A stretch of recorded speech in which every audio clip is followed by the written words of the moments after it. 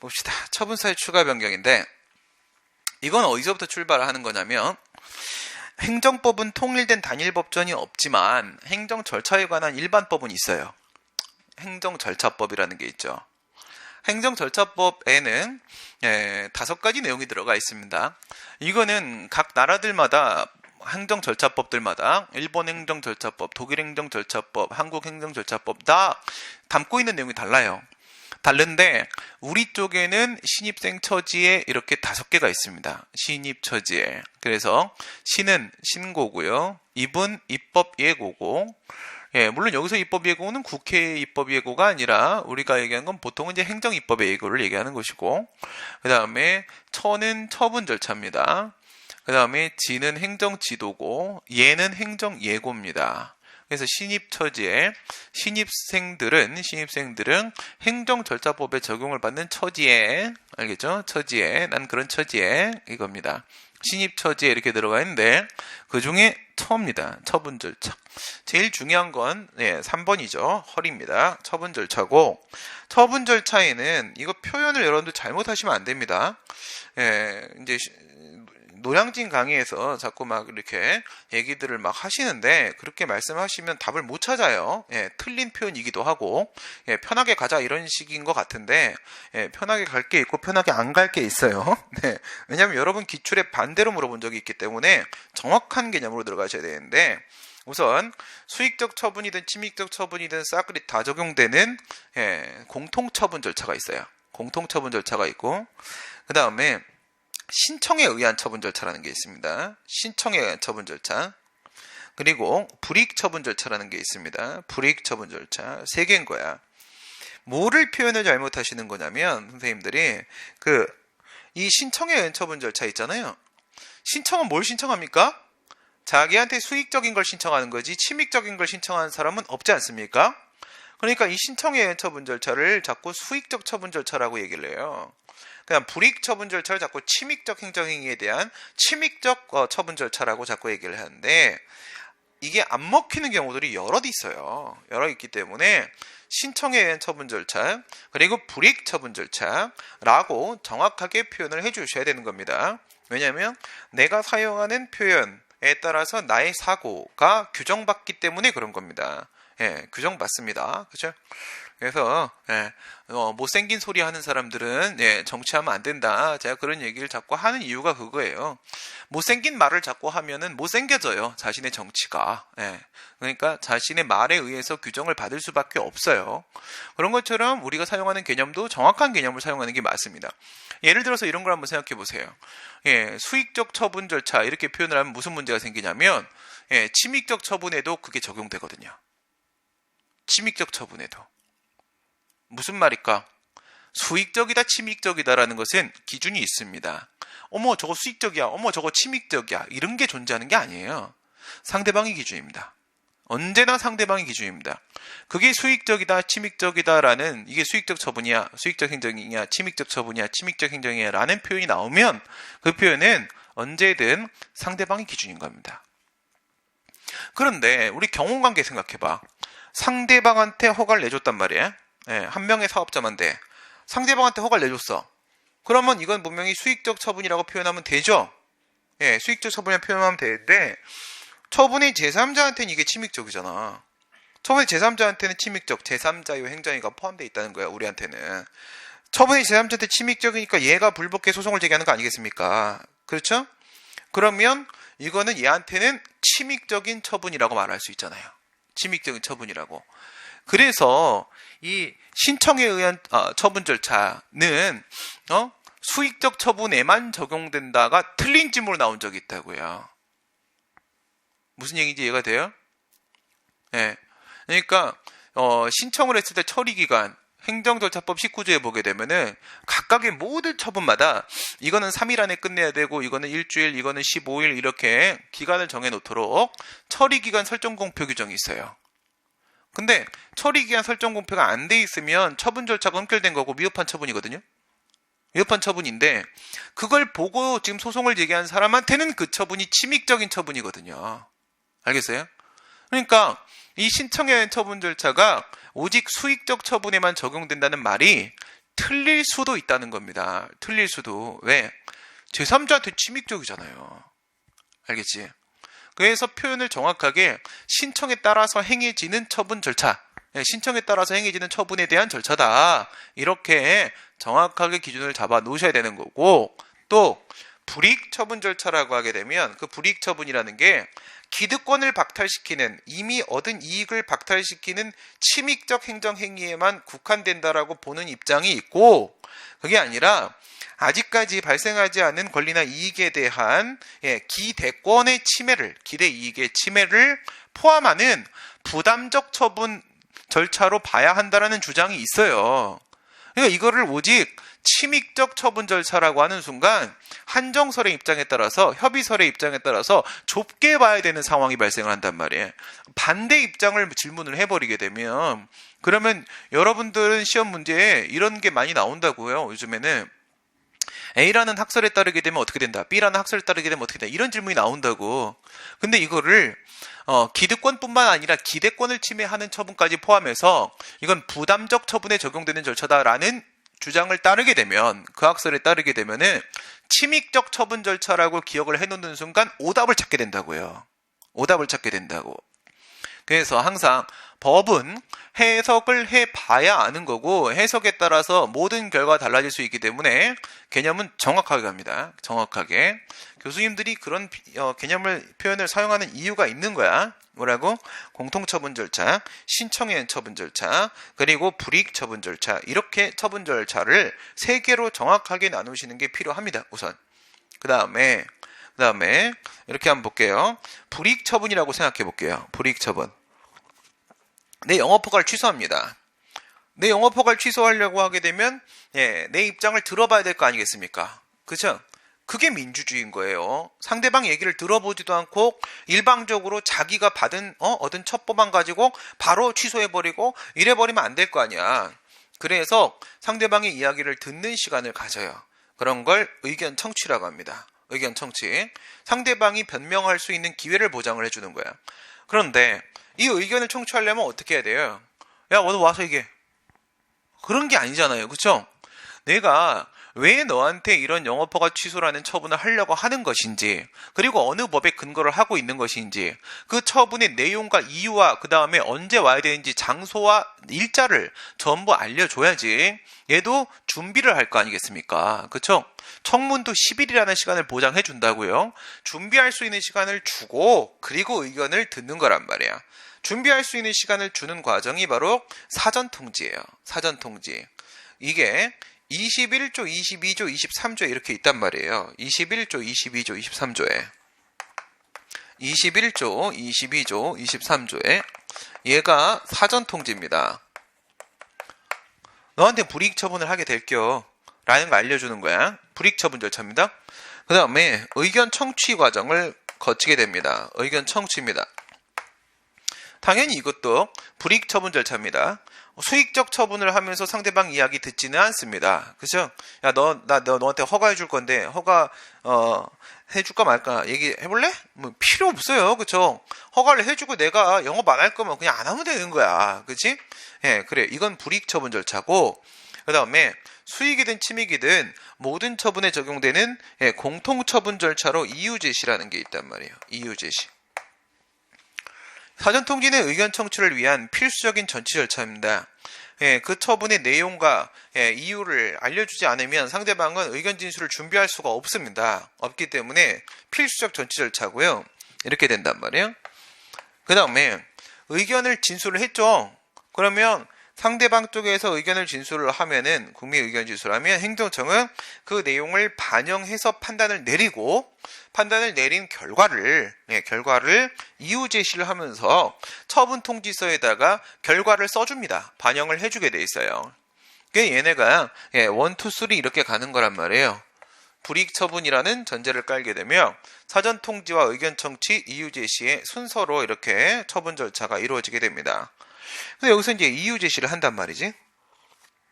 거기 보면 뭐라고 돼 있어요? 이유 제시 23조에 처분을 할 때에는 처분과 동시에 그 근거와 이유를 제시해라. 근거는 뭘 얘기해요? 법령상 근거 말하는 거예요. 어느 법에 근거해서 이런 처분을 하는 건지, 이유는 왜 이런 처분을 하는 것인지. 그래서 법령상 근거로서의 처분 사유하고 사실상 근거로서의 처분 사유를 제시를 해줘야 됩니다. 제시를 해줘야 돼요. 그럼 이걸 가지고 한번 들어가 보겠습니다. 이렇게 밀고 들어가지. 그러면 여기서 처분 이유를, 처분 사유를 제시를 해주라고 하는 거지. 처분 사유를 제시를 해주라고 했어요. 네, 처분 사유를 제시를 해주는데 하나는 근거, 법령상 근거로서의 처분 사유, 하나는 이유, 사실상 근거로서의 처분 사유를 이렇게 제시를 해줄 거야. 근데 얘를 안 해버리는 경우하고 해버리는 경우가 있겠지. 안 해버리면 이건 처분 절차 아닙니까? 그럼 처분 절차를 흠결을 했잖아. 그럼 그 처분은 위법해지겠지. 위법해지면은 무슨 위법이야? 주체, 절차, 형식, 내용 중에서 절차의 위법이겠죠? 예, 절차를 안 밟았어. 그럼 얘는 절차상 하자가 발생을 한 거예요. 절차 하자가 이렇게 발생을 했어요. 근데 이유 제시를 했는데도 불구하고 그게 위법이야. 그럼 뭐가 위법이란 얘기야? 제시한 처분 사유의 내용에 문제가 있다는 거잖아. 그쵸? 얘는 뭐 청소년 유흥적 비용 고용한 적이 없는데 너 청소년 고용했냐? 왜 그러냐? 막 그래 살지 마. 사실상 막 이러면 안 되잖아. 그치? 내용이 틀려 먹었다는 거야. 내용상 하자죠. 여기서 발생하는 위법이라는 것은 이제 내용상 하자가 될 거야. 그런데 이 하자가 적법하게 바뀌어버리는 경우가 있어요. 적법하게 바뀌어버리는 경우가 있다. 여기서 처음에 이유 제시를 안 했어요. 처분할 때. 처분 통지서 왔거든. 철거하라. 이렇게 온 거야. 철거하라. 근데 왜 철거해야 되는지 뭐 근거나 이유가 전혀 제시가 안 돼 있어. 그리고 나서 나중에 행정청이 야 미안 까먹었다. 예, 그래가지고 알려줘.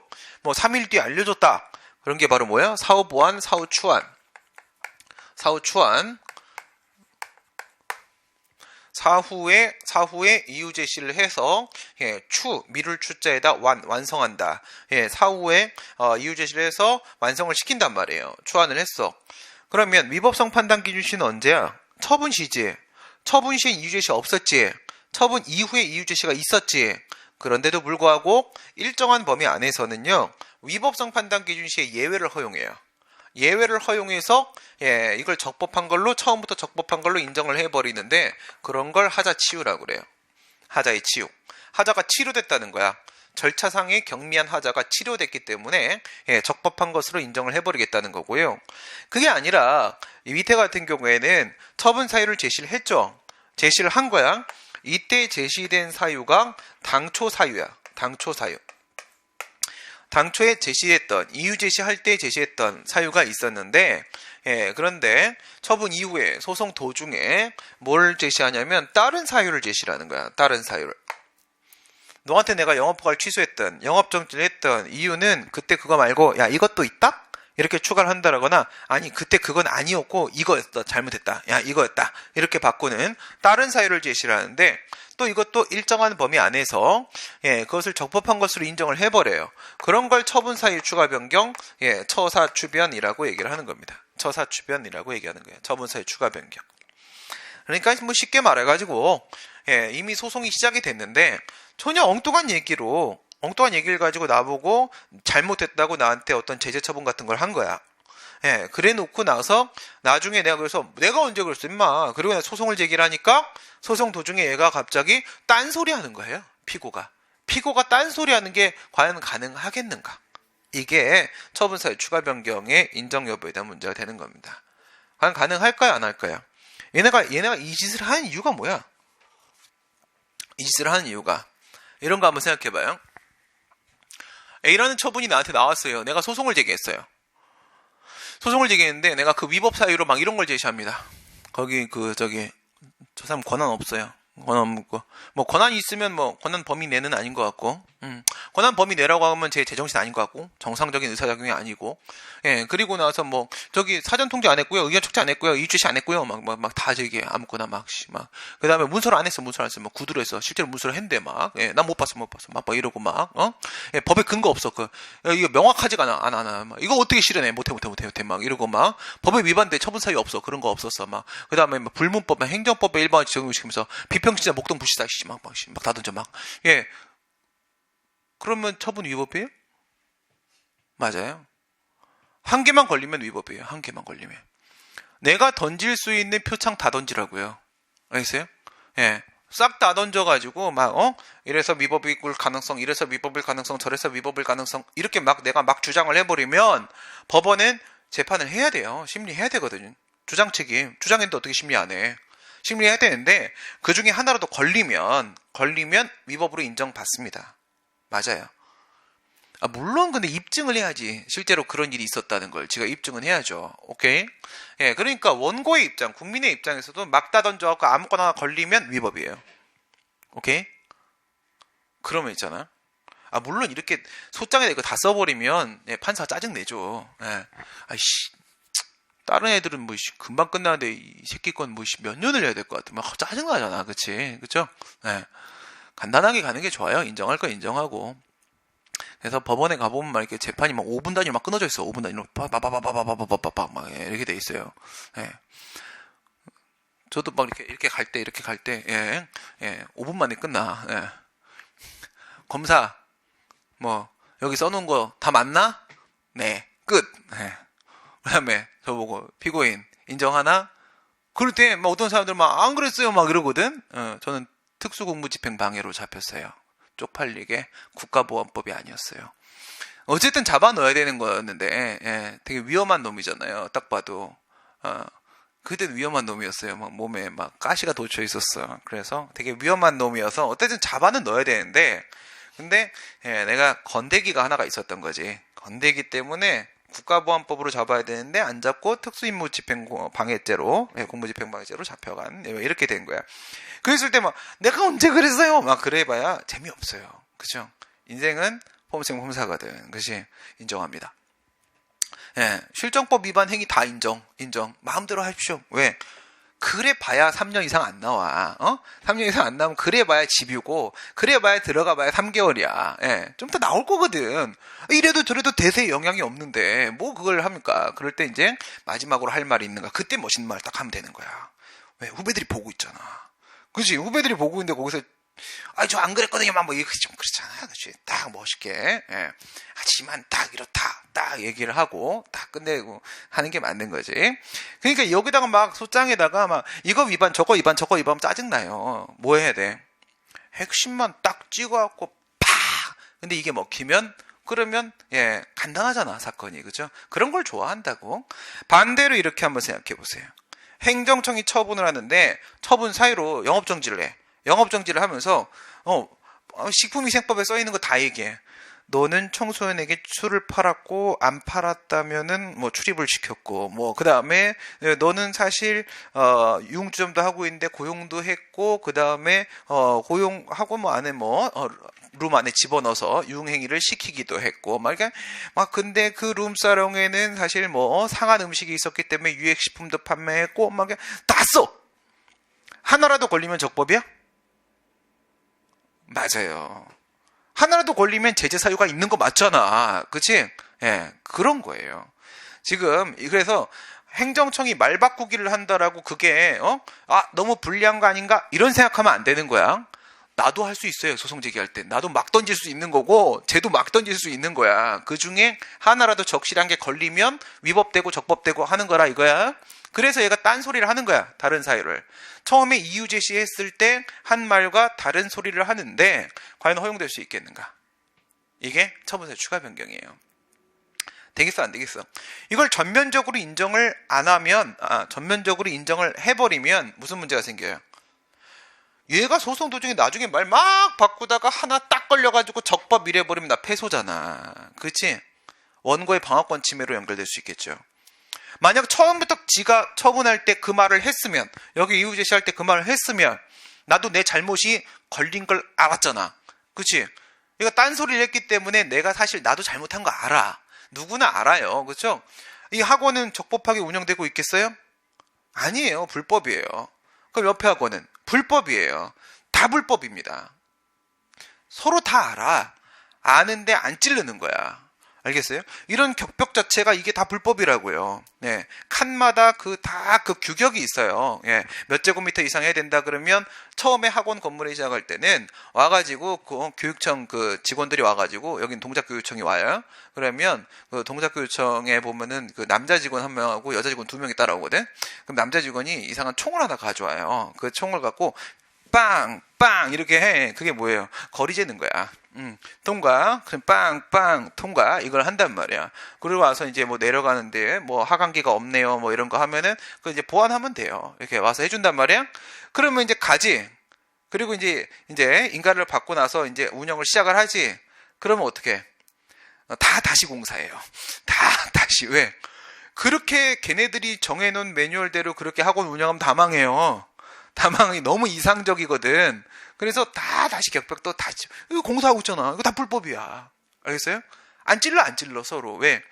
만약 A학원이 B학원 찌르면 B학원은 A학원에 그거 안 보여? 아, 나도 운영해 봤는데 뻔히 보이는데, 그치? 또 찔러. 그럼 공무원들 좋아해? 겁나 싫어해. 예, 공무원들은 신고 안 들어오면 가만히 있어도 되거든. 그치? 일 안 해도 되는데 신고하면 꼭 나가야 되거든. 그죠? 예. 그럼 있잖아. A학원이 B학원을 신고를 하죠. 쟤네들 막 뭐 무등록이에요, 뭐 어땠어요, 뭐 시설 기준 문제예요, 막 하면은 교육청이 누구 편 들을까? 법을 위반한 B학원 편 들어요. 그래서 B학원에 막 전화해줘. 예, 걸렸어. 빨리 이거 박아. 내가 갈 때 안 그러는 상태로 만들어놔. 막 얘기를 하거든요. 눈 가리고 아웅 하는 거야. 안 그럼 다 망한다고요. 아니 그래 버리면 동작교육청하고 동작구청하고 싸울걸? 이렇게 해서 학원 망해버리면 동작구청은 세금이 안 들어와요. 알겠어요? 예, 그럼 동작구는 어떻게 운영해? 서로 물리고 맞물리고 다 물려 있는 거야. 그래서 적정선에서 넘어가는 거죠. 그렇죠? 너무 원칙대로 해도 그것도 아닌 거예요. 그렇죠? 그렇다고 매뉴얼을 너무 헐겁게 만들 수도 없는 거예요. 예, 이건 현실에 대한 운영의 묘야. 알겠지? 그래. 이거를 전면적으로 이 말바꾸기를 다 허용을 해버리면 원고의 패소가 거의 뭐 확실시 되는 겁니다. 그쵸? 그러니까 안 되는 거야. 그렇다고 해서 이런 식의 말바꾸기를 전면적으로 다 부정해버리면 무슨 일이 생길까? 분명히 A 사유를 제시했다가 B 사유로 바꾸려고 하거든? A 사유는 잘못됐고 B 사유는 맞는 거야. 맞는 건데 A 사유하고 B 사유하고 공통성이 인정돼. 공통성이 인정되는 상황인데 뭐 쉽게 이런 걸 한번 생각해봐. 공익상 이유로 여기에 대한 개발 행위를 불허가한다. 거부를 했어. 근데 환경 공익상 이유래. 그럼 이거 위법이에요. 뭔 환경이익? 그렇잖아요. 구체적인 이유가 제시되지 않았습니다. 이건 위법이거든요. 밑도 끝도 없는 거부야. 근데 나중에 그걸 가지고 도시계획 법령에 따르게 되면 이렇게 되어 있는데 그것이 이제 갖춰지지 않은 상황이고 또 뭐 여기에는 뭐 이런 뭐 천연 기념물들이 있는데 이런 이유도 있고 이렇게 구체적으로 제시를 하잖아. 제시를 하면 이건 적법이 돼 버려요. 적법이 돼 버려요. 근데 이거 어쨌든 환경상 이익과 관련된 문제들이잖아. 관련된 문제들인데 야 인마 너 처음에 했던 말을 왜 바꿔? 라고 해서 완전히 이런 거 다 허용 안 해버리죠. 다 허용 안 해버린다는 건 무슨 말이야? 다른 사유의 주장에 대한 소송 행위의 효력을 인정을 안 하고 무슨 말? 법원이 귀 닫아버리고 처음에 제시한 A 사유만 가지고 당초 사유만 가지고 처분의 적법 위법을 판단을 해버리잖아요. 그럼 위법한 처분이라고 취소 판결 나오겠지. 취소 판결 나왔다. 근데 요번에 제시했던 B 사유가 되게 적실한 사유가 맞아요. 그럼 취소 판결 후에 행정청은 그 사유 가지고 또 똑같은 처분 그대로 할 거 아니야. 그치? 똑같은 처분 그대로 할 거 아니겠습니까? 제대로 된 사유 발견했잖아 요번에. 그대로 똑같은 처분 또 할 거 아니야. 근데 이게 기속력 위반으로 무효거든. 알겠어요? 기속력 위반으로 무효거든. 왜? 뒤에서 기속력 배우게 되면 판결의 효력 배우게 되면 기본적 사실관계 동일성이 인정되는 범위 내에서는 기속력이 적용되기 때문에 그 사유를 가지고 동일한 내용의 처분을 하면 기속력 위반으로 무효다 이렇게 돼요. 그러면 지금 상황을 여러분들이 다는 안 배웠지만 한번 결론만 연결시켜 보게 되면 어떻게 돼요? 전면적으로 말바꾸기를 다 부정해버리게 되면 똑같은 무효인 처분이 취소 판결 후에 그대로 반복됩니다. 그대로 반복되고 거기에 대해서 상대방은 아직 그 부분에 대해서 다퉈본 적이 없잖아, 서로. 그거 가지고 싸워본 적이 없으니까 상대방은 또 소송 제기한다는 거예요. 전면적으로 이걸 부정을 해버리게 되면 동일 처분이 반복되고 행정경제 효율성. 똑같은 처분이 반복되면 또 똑같은 소송이 또 반복돼요. 동일 재판이 반복되고 소송경제 효율성에 대한 문제가 생길 수밖에 없다는 거예요. 그래서 전면적으로 허용할 수도 없지만 전면적으로 부정할 수도 없는 입장에 있는 게 바로 처분사유 추가 변경입니다. 그럼 과연 어디까지 인정해야 될 것인가? 이런 문제가 생길 수밖에 없다는 거죠. 오케이? 네, 그래서 이런 생각을 한번 해보도록 하겠습니다. 과연 이런 식의 처분사유 추가 변경이 인정이 될 수가 있겠는가라고 했을 때 전면적 긍정설, 전면적 부정설, 그 다음에 제한적 긍정설, 이런 논의가 나와요. 뭐 한다고? 인정 여부에 대한 1단계 논의가 나오는 거야. 1단계. 근데 여기서 전면 긍정하자. 말 마음대로 막 바꿔라. 무제한적으로다가. 그 다음에 제한 긍정하자. 제한적 긍정설. 전면 부정하자. 뭐 전면 긍정하자라는 애들의 주장은 이걸 부정했을 때 발생할 수 있는 단점을 제시를 하겠지. 방금 말씀드린 행정경제 효율성, 소송, 뭔 소리? 긍정. 행정경제 효율성, 소송경제 효율성, 이런 식의 주장을 할 거야. 근데 얘는 뭐라고 주장했어? 전면 부정. 이런 식의 처분사유 추가 변경은 절대 인정할 수 없어. 이렇게 얘기하는 애들은. 아니, 이래버리게 되면 원고는 불축의 손해가 발생해서 패소할 수밖에 없는 상황이 될 것이고, 그 다음에 이딴 식으로 나중에 말 막 바꿀 수 있으면 저 이유제시는 뭐 하라는 건데? 뭐 하라는 건데 나중에 다 바꿀 건데, 그러니까 이유제시의 취지도 몰각될 것이며 원고 패소라는 원고 방어권 침해 문제도 발생할 것이고, 이런 얘기를 막 하게 되겠지. 근데 방금 말씀드린 대로 전면 긍정을 해도 전면 부정을 해도 문제는 둘 다 존재한다는 거야. 그래서 제한적 긍정설, 이게 통설 판례 입장이란 말입니다. 이게 타당하다는 거야.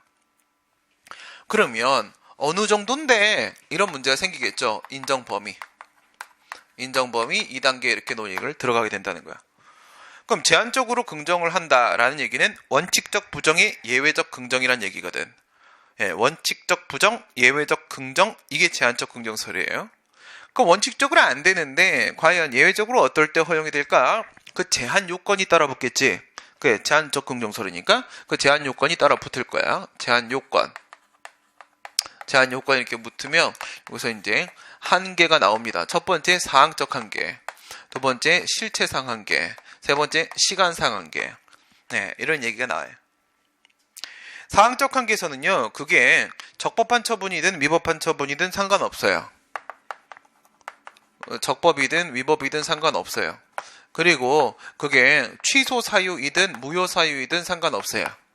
그리고 그게 기속행위이든 재량행위이든 상관없어요.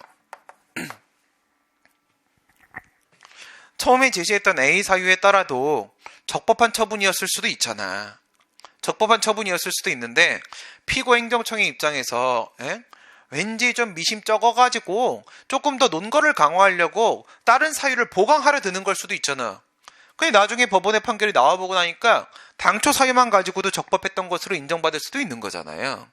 아직 법원의 판결이 나오기 전에 그 처분이 적법인지 위법인지는 명백하지가 않다고요. 명확하지 않으니까 결론적으로 적법한 처분이었지만 처분사유 추가 변경이 허용될 수도 있는 거고요. 그 다음 그게 위법이라고 하더라도 취소 사유냐 무효 사유냐에 대한 문제도 중요한 문제가 아니라는 거예요. 그 취소냐 무효냐라는 문제는 이거는 철저히 상대적 개념이에요.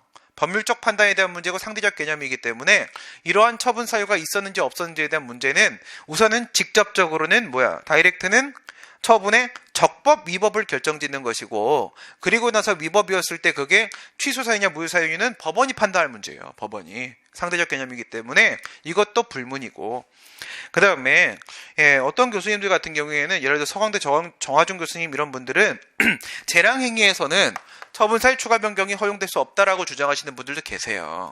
하지만 우리 판례는 재량행위에서도 처사추변을 허용을 합니다. 다른 문제가 생기지 않는 이상은. 알겠어요? 왜냐하면 재량행위에서 재량권 행사의 근거도 역시 처분 사유거든요. 내가 왜 여기서 너한테 허가를 할 수도 있고 안 할 수도 있는데 내가 왜 안 한 건가?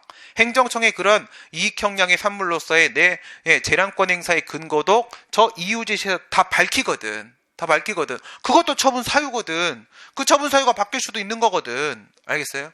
그러니까 재량 행위에서도 역시 처사추변은 전혀 제한 없이 가능해요. 그러니까 이거는 문제가 없는 거야. 다 되는 거란 말이에요. 다 되는 거야. 그 다음에 이거 먼저 한번 볼까? 이거 한번 볼까요? 이렇게 봐봐요. 예, 여기서 처분 시점이 이렇게 있어요. 처분 시가 있고, 그 다음에 여기 이렇게 판결 시점이 이렇게 있습니다. 판결 시가 이렇게 있는데, 처분 이후에 법령 개정 사정 변경이 있었던 거야. 오케이? 예, 여기서 뭐가 있었다고? 우리가 위법성 판단 기준시에서 배운 것처럼 법령 개정이나 사정 변경이나 이런 게 처분 이후에 있었던 거야.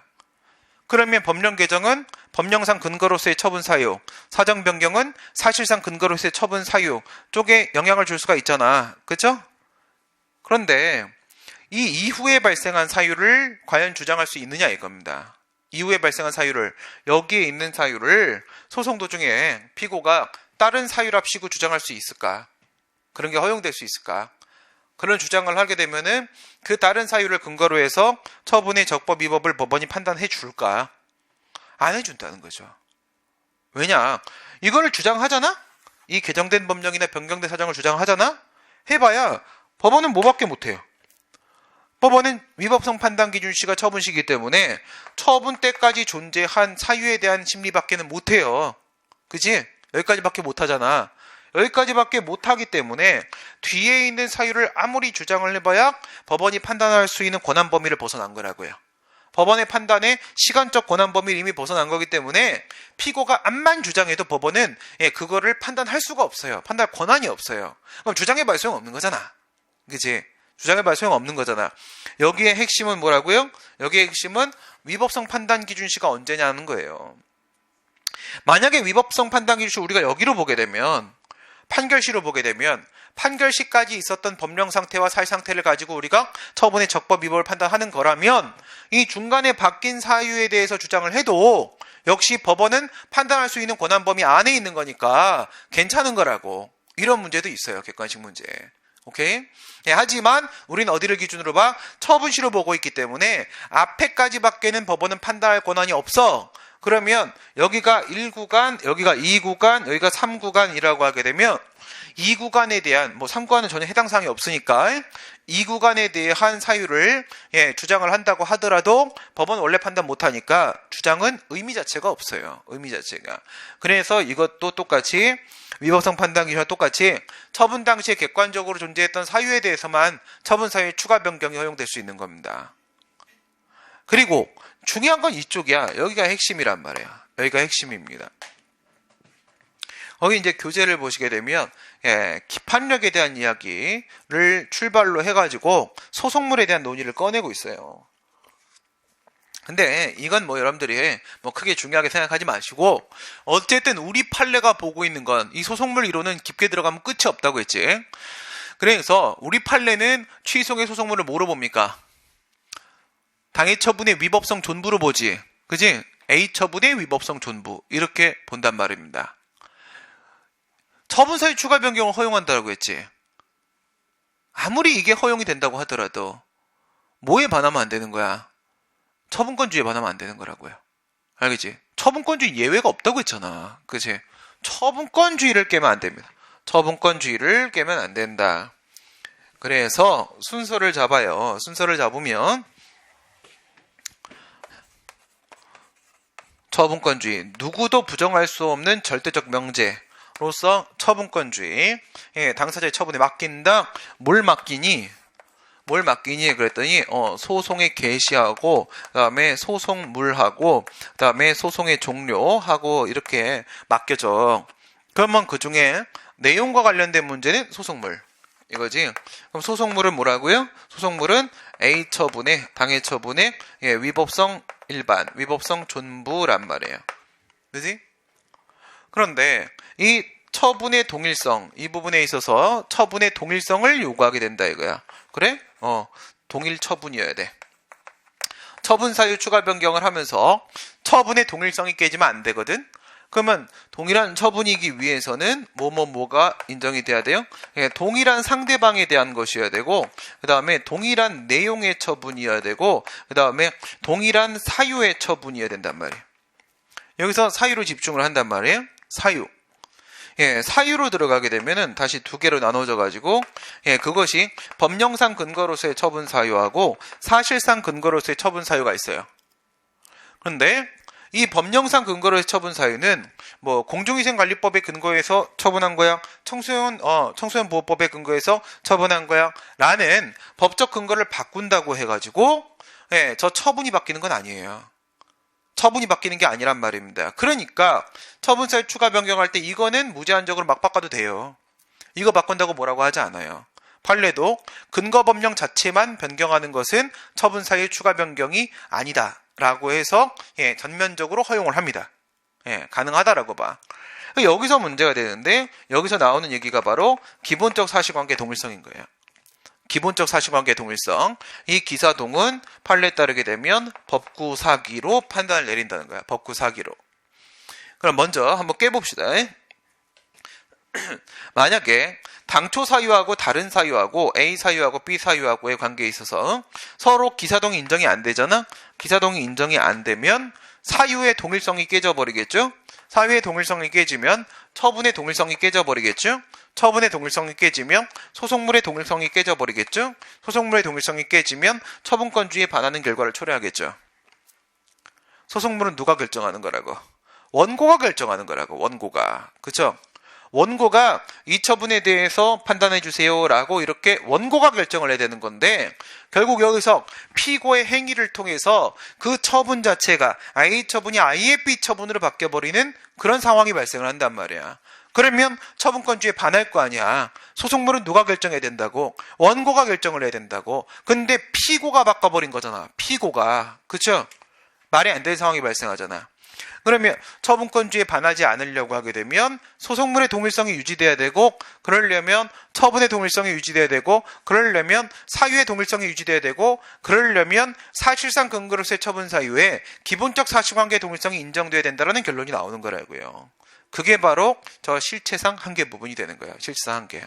항상 여기를 묻는 거예요, 여러분들한테는. 그래서 이게 핵심이야. 사건 바꾸지 말라는 거야. 알겠어요? 네가 처분 사유만 바꾼다라고 하면서 소송 자체를 바꿔먹으면 어떡하겠냐 이거야. 이 소송 절차에서 사유만 바꾸겠다고 했으면 사유만 바꾸라는 거지. 사유만. 사유만 바꿔야지. 소송 자체를 아예 바꿔먹는 상황은 안 된다는 거지. 왜? 소송물이 바뀌면 아예 소송이 바뀌는 거예요. 소송을 바꿀 수 있는 사람은 오직 한 명이야. 처분권주의에 따라서 원고만 바꿀 수 있는 거라고요. 원고만. 알겠지? 그러면 이런 상황을 보시면 되는 거야. 사법시험 문제든 여러분 문제든 똑같은 문제가 나온 게 있어요. 3번이나. 그게 뭐냐면 이런 상황이에요. 행정청이 갑이라는 유흥주점업자, 룸사롱업자가 A라는 친구를 청소년을 고용을 해갖고 유흥접객 행위를 시켰다라는 이유로 영업허가 취소를 한 겁니다. 그런데 그 A라는 친구는 청소년이 아니었던 거죠. 청소년이 아니에요. 요즘에는 뭐 여러 가지 시술이나 이런 기술이 많이 발달돼 가지고 말이에요. 우리 뭐 나이 차이가 잘 느껴지지 않잖아. 그렇죠? 형님 안녕하세요 인사했는데 나보다 막 20살 어리거나 막 이런 경우도 있어요. 너 왜 그러니? 막 이렇게 하면 제가 좀 뭐 생각을 좀 깊이 좀 하고 있습니다. 뭐 이런 얘기를 할 거 아니에요. 그렇죠? 또 어떤 친구들 같은 경우에는 동생인 줄 알고 막 말 낳았는데 알고 보니 막 형이고 막 이럴 때도 있어요. 그렇죠? 그럴 때 이제 칭찬해 드려야죠. 아유 그동안 고생하셨네요. 극강 동안이십니다. 아이고 예 죄송합니다. 뭐 이렇게 인사해야 되는 거 아닙니까? 그런 경우 많이 있어요. 그래서 저도 이 얼굴이 국민학교 때 얼굴이에요. 똑같아. 이대로 쭉 사람은 일관되게 살아야 된다. 난 이런 생각으로 지금까지 살아오고 있어요. 일관되게 살아야 된다. 죽는 날에도 그냥 이 표정으로 이 얼굴로 죽는다. 국민학교 때 그래서 그 막 정말 우리 친구들네 집에 가면은 부모님들이 저를 되게 좋아했어요. 생긴 게 어른이잖아. 생긴 게 어른이면은 생각도 되게 철든 모습을 보여줘야 돼요. 어쩔 수 없어. 내가 거울로 나를 보니까, 그치? 난 내가 어른인 줄 알았거든. 예, 그래서 국민학교 들어가기 전에도 되게 어른스럽게 그렇게 살아야만 했습니다. 키가 작을 뿐인 거지, 그치? 이렇게 돼 있었어요. 그래서 막 되게들 많이 좋아하시고 막 그랬단 말이죠. 그러니까 해갖고 이제 그래서 이제 A를 고용했잖아. A가 극강동안이야. 사실은 나이가 저랑 동갑인 거예요. 76년 병진년 용띠인 거야. 근데 애가 야, 대박. 피부 관리 죽인다 너. 막 그래갖고 얘가 미성년자인 줄 알고 영업하고 취소한 거지. 근데 실은 옆방에 다른 접객원이 있었던 거예요. 그죠? 네. 유흥접객원으로 딴 친구가 있었는데 이 친구도 이제 서로 얘기할 때도 이제 A가 B한테 언니라고 불러. 근데 사실 나이 차이는 24살 차이가 나요. 이거야. 근데 걔가 동생이고 얘가 미성년자인 거지. 그래가지고 이러는 거야. 처분 당시에 있었던 사유 맞다. 그때 당시에 너는 분명히 B도 고용해서 B도 룸사롱 안에 룸에 집어넣고 있었다. 유흥접객원을 사용하고 있었다. 이거야. 그럼 뭐 이렇게 바꾸면 있잖아. 그럼 처음에 A를 고용했다라는 부분은요, 제대로 된 사유가 아니죠. 미성년자 고용 사유가 아니잖아. 처분 사유 없음으로 처분은 위법. 이렇게 됩니다. 근데 만약에 B를 고용했다라는 사유로 영업허가 취소를 했다라고 하게 되면은 이거는 필요적 취소 사유로 되어 있거든요. 식품위생법령에.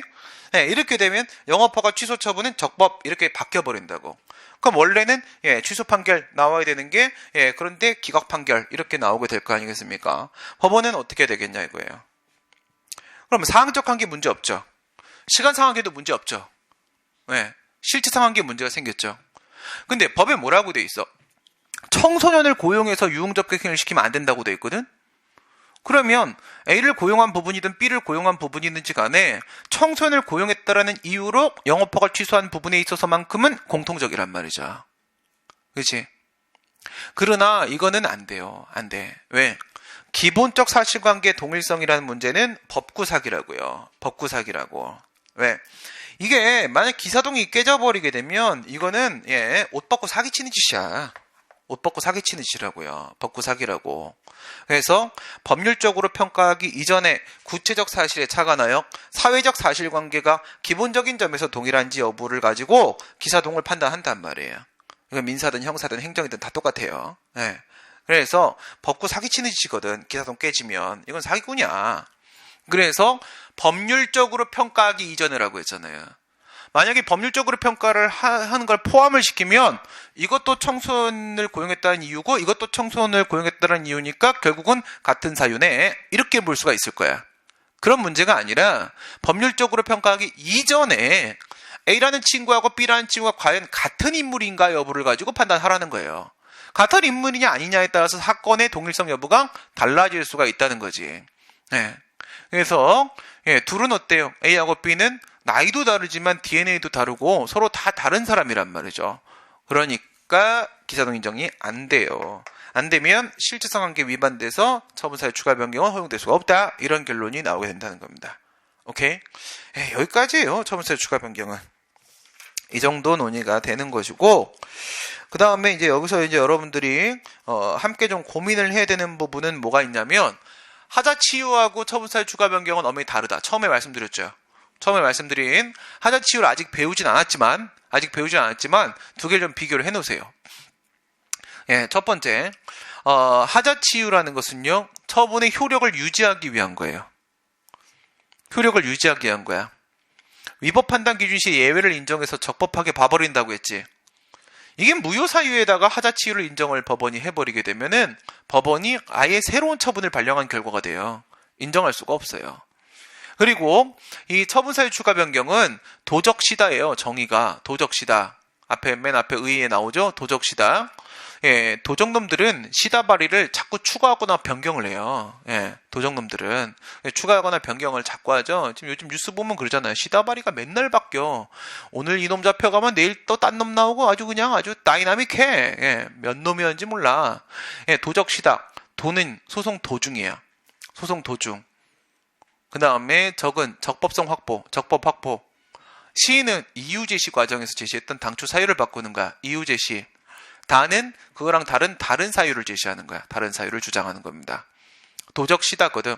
그래서 처사추변은 적법성 확보를 목적으로 하는 겁니다. 그 다음에 방금 전에 보신 대로 하자치유는 절차하자죠. 이유 제시를 안 했을 때 절차상 하자에 적용되는 법리고, 처분사유 추가 변경은 보신 대로 내용상 하자에 적용되는 법리입니다. 그리고 하자치유는 위법 판단 기준시의 예외를 인정하죠. 다시 말해 처분 이후의 사유를 근거로 판단 내리게 되는 거고요. 그리고 처분사유 추가 변경은 위법 판단 기준시를 기준으로 표준시로 할 수밖에 없기 때문에 처분 당시의 사유를 기준으로 하게 됩니다. 차이점 비교를 해놓으시고 요거 두 개 섞어가지고 처사추변 얘기해놓고 나서 하자치유이다, 하자치유 얘기해놓고 나서 처분사유 추가 변경이다, 요 딴장난 자꾸 치니까 요거 구별을 좀 해놓으셔야 됩니다. 그 다음에 아까 우리 아래 선생님 얘기 하면서 그런 얘기했죠. 이의제기는 불복을 말하는 것으로서 세 가지 내용이 포함된다고 했잖아요. 뭐뭐뭐 있다고 했지? 이의 신청, 행정심판, 행정소송 이렇게 세 가지 있다고 했지. 이의 신청, 행정심판, 행정소송. 여기서 여러분 행정소송은 분명히 사법 절차죠. 네, 이건 분명히 사법 절차인데, 근데 행정심판은 어때요? 행정심판도 사법 절차죠. 우리 헌법 107조 2항에 보게 되면은 행정심판 제도에 대한 법적 근거를 두고 있어요. 사망에 보면 107조 3항입니다. 3항에 보면은 행정심판 제도에 대한 근거를 두고 있어요. 헌법상 근거를.